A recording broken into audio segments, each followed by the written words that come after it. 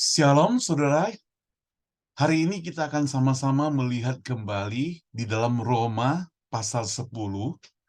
Saya mengajak kita membaca ayat 9. Firman Tuhan berbunyi demikian, Roma 10 ayat 9. Sebab jika kamu mengaku dengan mulutmu bahwa Yesus adalah Tuhan dan percaya dalam hatimu bahwa Allah telah membangkitkan dia dari antara orang mati, maka kamu akan diselamatkan. Karena dengan hati orang percaya dan dibenarkan, dan dengan mulut orang mengaku dan diselamatkan. Karena kitab suci berkata, barang siapa yang percaya kepada dia tidak akan dipermalukan. Sebab tidak ada perbedaan antara orang Yahudi dan orang Yunani. Karena Allah yang satu itu adalah Tuhan dari semua orang. Kaya bagi semua orang yang berseru kepadanya. Sebab barang siapa yang berseru kepada nama Tuhan akan diselamatkan. Mari kita berdoa. Bapa di surga, terima kasih untuk firman Tuhan yang sudah kami baca sebagian ini di Roma pasal 10. Pakailah hamba-Mu yang mau share agar firman Tuhan boleh jadi berkat bagi kami semua. Dalam nama Tuhan Yesus kami berdoa. Amin. Nah, saudara, selamat datang kembali. Kita melihat Roma 10 ayat 9. Firman Tuhan berbunyi, sebab jika kamu mengaku dengan mulutmu bahwa Yesus adalah Tuhan dan percaya dalam hatimu bahwa Allah telah membangkitkan dia dari orang mati, dan kamu akan diselamatkan. Jadi, saudara, jelas di sini, kunci keselamatan adalah mengaku dengan mulut bahwa Yesus adalah Tuhan. Itu kunci keselamatan. Saudara, di dunia ini ada pengajaran yang salah, yang menyelewengkan Alkitab.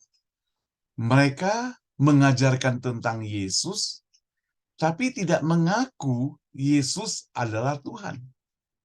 Ada itu, saudara.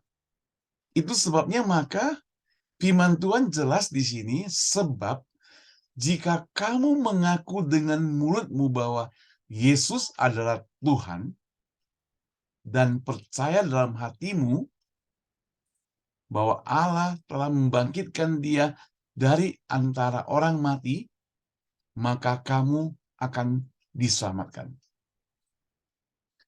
Jadi percuma kepada orang yang mengajarkan tentang Yesus dan tidak percaya bahwa Yesus adalah Tuhan. Kuncinya justru keselamatan itu didapatkan dengan percaya dalam hatimu dan mengaku dia bahwa dia adalah Tuhan. Ini perlu ingat, saudara. Jadi kalau saudara hari ini yang mendengarkan saya masih belum mengaku percaya bahwa Yesus adalah Tuhan, maka Anda, maksudnya keselamatan Anda itu dipertanyakan. Ini bukan saya yang ngomong, saudara. Ini firman Tuhan yang ngomong. Jelas, gampang untuk dicerna, saudara. Maka kita lanjutkan dengan ayat 10 dikatakan, karena dengan hati orang percaya dan dibenarkan, dengan mulut orang mengaku dan diselamatkan. Jadi dengan hati orang percaya dibenarkan. Dengan mulut dia diselamatkan. Jadi harus dengan hati. Kalau hanya dengan mulut saja juga omong kosong, saudara. Kalau tidak dengan hati itu sudah paketnya. Dengan hati kau percaya. Dengan mulut engkau mengaku. Maka engkau akan mendapatkan keselamatan itu. Ini firman Tuhan jelas. Saudara, itu sebabnya maka bagi setiap orang percaya, yang sudah mengaku dia sebagai juru selamat, wajib untuk menceritakan pengalaman ini kepada orang lain. Supaya apa, saudara? Supaya orang-orang yang belum percaya, belum mengaku, mereka juga bisa mengaku, boleh mengaku seperti kita. Karena kesempatan itu ada pada waktu orang tersebut masih hidup. Pada waktu kita masih diberikan kehidupan. Ayat 11, saudara. Karena kitab suci berkata, barang siapa yang percaya kepada dia tidak akan dipermalukan. Sekali lagi firman Tuhan jelas berkata, setiap orang percaya, setiap orang Kristen, mereka tidak akan dipermalukan. Jadi, boleh dibilang kalau engkau menolong orang lain, engkau tidak akan menjadi peminta-minta. Kalau engkau hari ini membantu orang lain, engkau tidak akan jadi susah. Karena Allah mengetahui. Allah tahu siapa Anda, kesanggupan Anda. Tentunya saudara, kita juga mesti bersandar sepenuh dengan iman kepada Dia. Ini kitab suci yang berkata, sebab tidak ada perbedaan antara orang Yahudi dan orang Yunani. Jangan ada perbedaan. Di dalam Tuhan semuanya sama. Tidak ada bilang kamu kulitnya putih, kamu kulitnya merah, kamu kulitnya hitam, kamu kulitnya coklat. Tidak. Kamu bangsa ini, bangsa itu. Tidak. Kamu punya pangkat, kamu tidak punya pangkat. Tidak. Kamu lebih cantik, kamu lebih jelek. Tidak. Semuanya sama. Tidak ada perbedaannya. Terutama antara Yahudi dan orang Yunani. Karena Allah yang satu itu adalah Tuhan dari semua orang. Itu sebabnya saudara, kita hari ini, orang yang bukan orang Yahudi, tapi atas anugerah Tuhan, atas kemurahan Tuhan, atas kasih sayang Tuhan, kita diberi kesempatan untuk mendapatkan keselamatan itu. Ini suatu hadiah yang sangat besar. Ini suatu anugerah yang sangat besar. Dan ini satu kesempatan yang sangat besar. Dan di bagian yang lain firman Tuhan katakan, itu bukan karena jasamu. Itu bukan karena perbuatanmu. Itu bukan karena pengorbananmu. Itu bukan karena kebaikanmu. Tetapi sekali lagi, semata-mata karena anugerah Tuhan. Karena kasih Tuhan. Tuhan itu begitu mengasihi kita. Dia memberikan anugerah kepada kita. Saudara, kata anugerah itu berkali-kali saya jelaskan bahwa anugerah itu adalah sesuatu yang tidak layak kita terima, tapi diberikan kepada kita. Sesuatu yang mestinya kita tidak boleh terima, tapi diperbolehkan untuk kita terima. Itu anugerah. Jadi saudara, keselamatan itu anugerah. Kita orang berdosa. Semenjak Adam dan Hawa jatuh ke dosa, kita ini orang berdosa. Kita tidak layak. Kita tidak boleh. Kita mesti dihukum. Tapi karena anugerah daripada Allah, kasih sayang daripada Allah, saudara, maka kita diselamatkan. Maka ayat 12 saya ulangi, sebab tidak ada perbedaan antara orang Yahudi dan orang Yunani. Kenapa? Karena Allah yang satu itu adalah Tuhan dari semua orang. Kaya bagi semua orang yang berseru kepadanya. Jadi sangat mewah, sangat luar biasa bagi orang yang berseru kepadanya. Jadi, maka sebab barang siapa yang berseru atas nama Tuhan, bukan atas nama yang lain, ya, tapi sekali lagi atas nama Tuhan, dalam hal ini tentunya Tuhan Yesus, maka ia akan diselamatkan. Sekali lagi engkau dan saya perlu garis bawahi, barang siapa yang berseru atas nama Tuhan Yesus, maka engkau akan diselamatkan. Kenapa, saudara? Karena Yesus itu Sang Juru Selamat. Kenapa? Karena Yesus punya kuasa. Kenapa? Karena Yesus anak Allah. Saudara, seorang anak Allah itu dia akan diam di istana Allah. Jadi kalau dia mengajak kita masuk ke istana daripada Bapaknya, tidak ada orang yang melawan, saudara. Maka kalau dia mau kita selamat, ya ikut dia. Tidak ada yang melarang, saudara. Tidak ada yang membantah. Yang menjadi pertanyaan adalah di ayat 11. Tapi bagaimana mereka dapat berseru kepadanya jika mereka tidak percaya? Benar juga ya. Bagaimana mereka berseru kalau mereka tidak percaya? Jadi kuncinya orang-orang itu harus percaya terlebih dahulu. Orang-orang itu harus yakin terlebih dahulu. Percaya kepada dia. Tapi sekali lagi timbul pertanyaan bagaimana mereka dapat percaya jika mereka tidak mendengar. Jadi mereka sebenarnya ingin percaya tapi tidak pernah mendengar. Bagaimana itu? Jadi perlu ada orang yang menyampaikan. Ada suara tentang kabar keselamatan itu. Tapi bagaimana mereka mendengar karena nggak ada suara itu, saudara.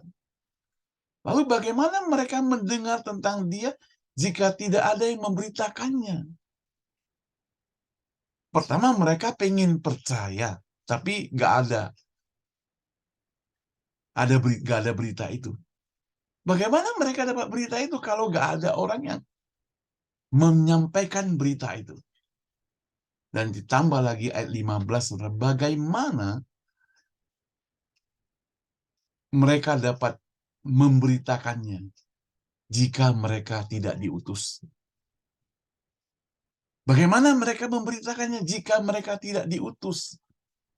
Saudara, sebagai orang percaya, kita mesti mempunyai tugas panggilan dan tanggung jawab untuk menyampaikan berita. Berita kesukaan, berita keselamatan. Tapi masalahnya jarak. Jarak yang jauh. Maka perlu ada utusan yang bisa sampai ke tempat tujuan. Sampai ke satu desa, sampai ke satu kota. Seperti Yunus diutus ke Niniwe.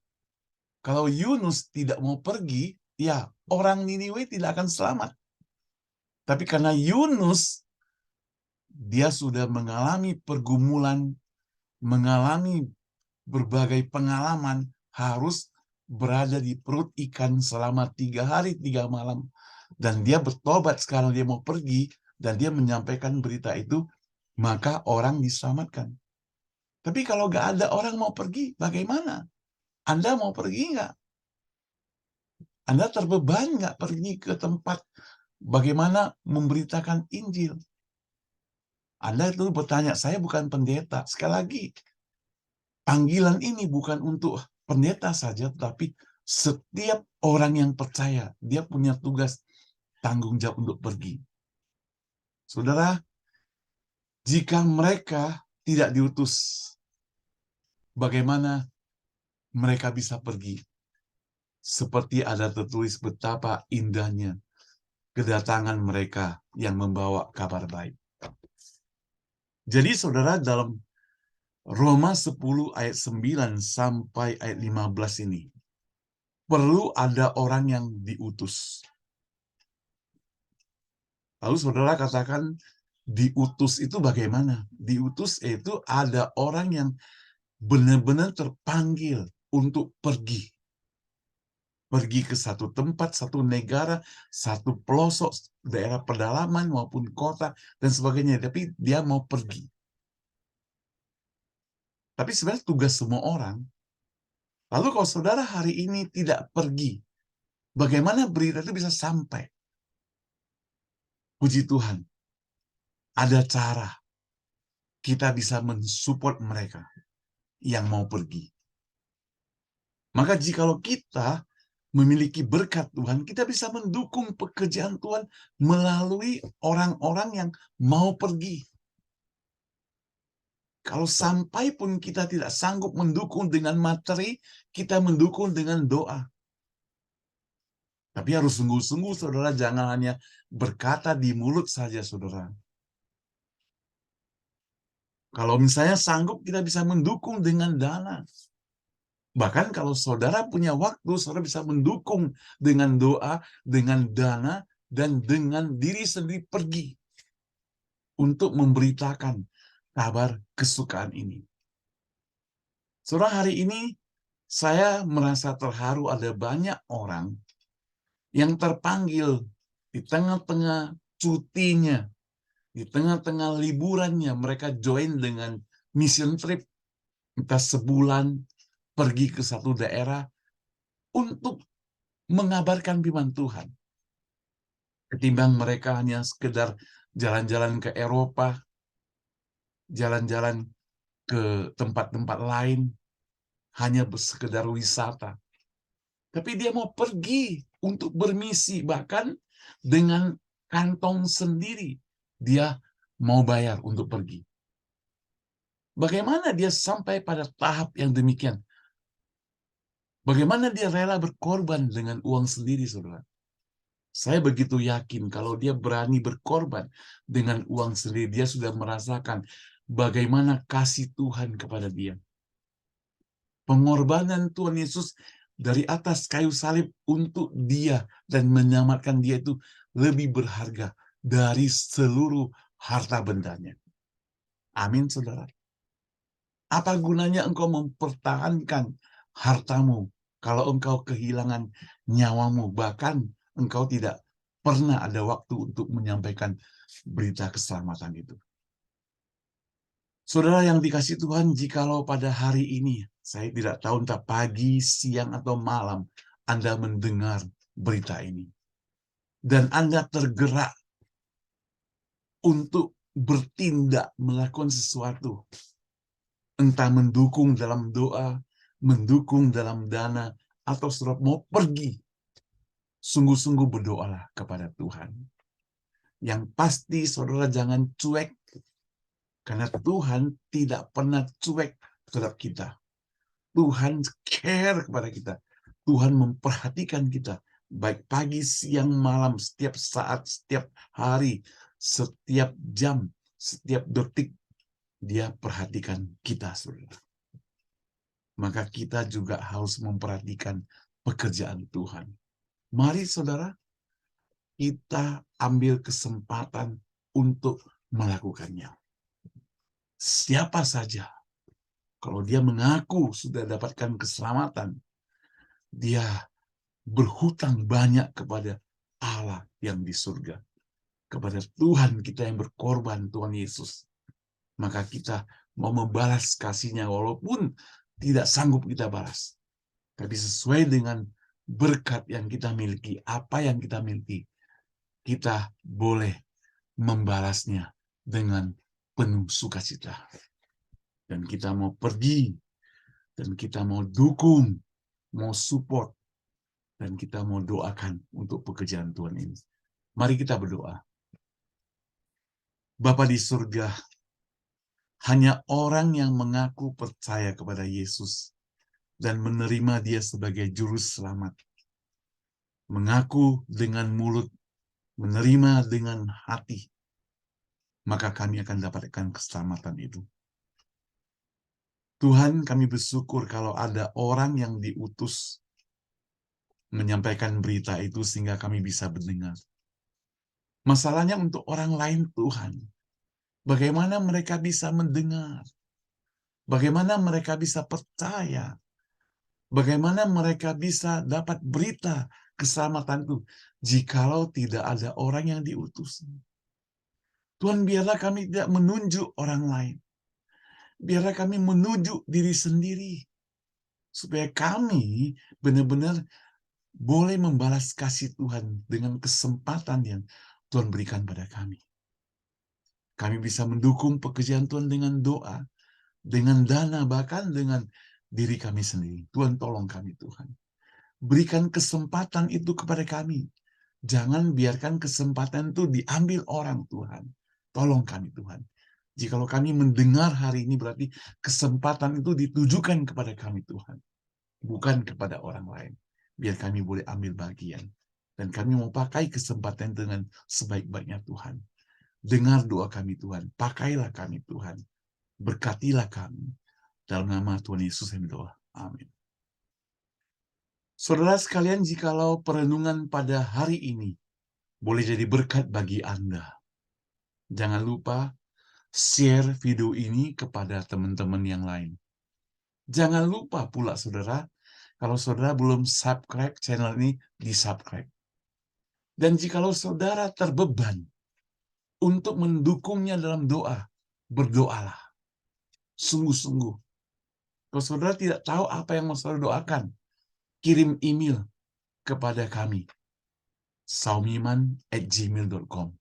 Tanya apa yang perlu kami doakan untuk berita Injil tersebar. Dan kalau saudara mau dukung pekerjaan Tuhan ini, saudara juga bisa menghubungi kami. Ada pekerjaan misi yang besar yang saudara bisa dilibatkan. Bahkan kalau saudara mau ikut serta mau libatkan, mari kita buat program khusus supaya kita boleh terlibat dalam pelayanan ini. Berdoalah saudara seperti baru.